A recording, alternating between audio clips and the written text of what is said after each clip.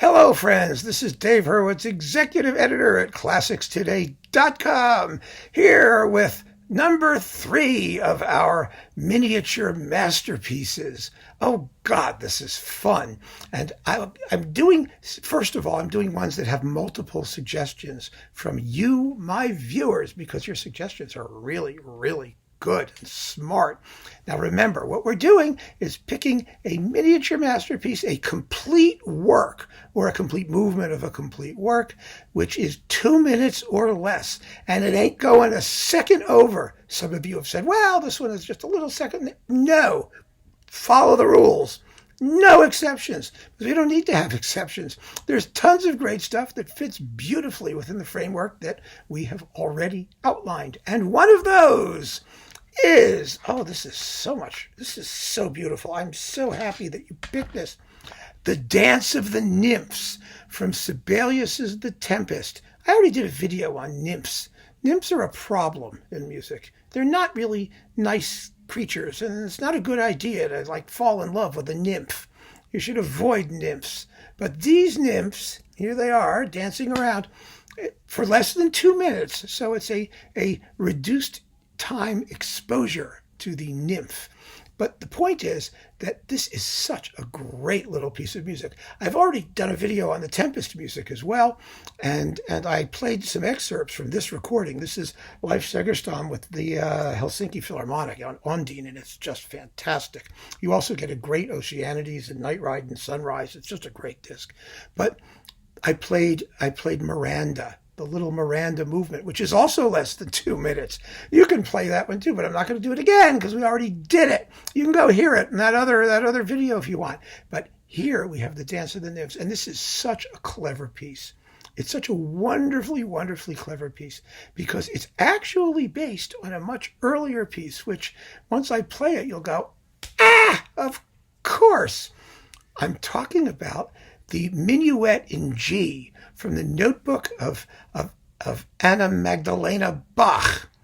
You know the Minuet in G. Do do do do do do boom boom ba do do do do do boom boom. You know that thing, the Minuet in G. Well, yeah, that's what Sibelius was taking as his model, in my opinion. You may disagree, but I think when you hear them together, and I'm going to play you both, because that thing, the Minuet in G, is also less than 2 minutes long, so I can throw it in there. And it's not even by Bach or Anna Magdalena or J.S. It's by Christian Petzold or somebody like that, and it was copied by Anna Magdalena, so it's in her book. And we might as well say it's by Bach, because who gives a damn about Petzold? So let's play Petzold, shall we? Just a little bit. This is from the Hensler Complete Bach edition. Here is the Minuet in G, and then we're going to listen to what Sibelius makes of the concept for his nymphs. So let's take it away. Here we go.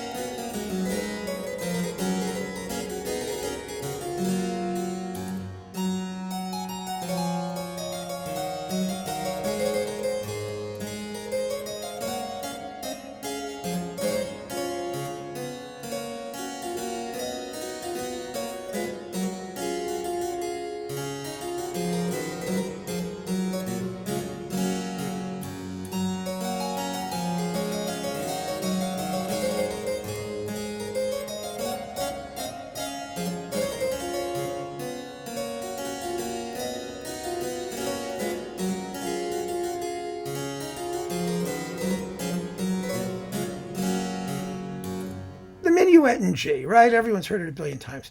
Now we listen to Sibelius playing with that piece to represent his nymphs. Here it is.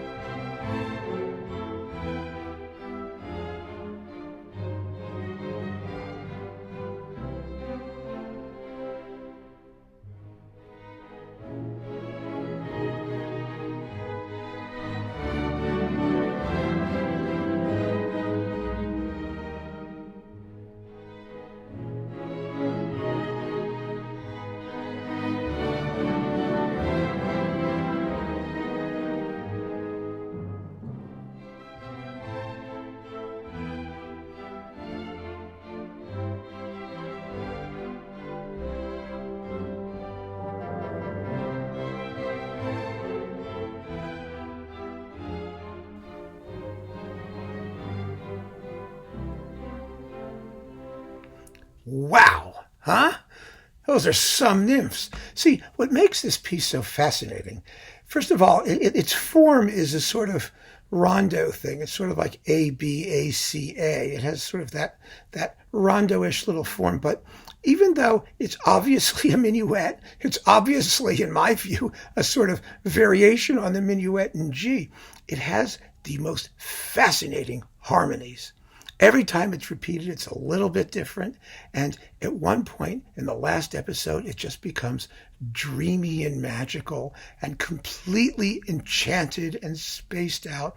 So you have this weird timelessness because on the one hand, the music is self-evidently archaic, but harmonically completely modern and atmospherically timeless. Absolutely timeless. So you have these mythological creatures. They stand outside of time on the one hand, but on the other hand, they're almost human. There's the anthropomorphic side to them, which Sibelius captures by giving them a minuet to dance to.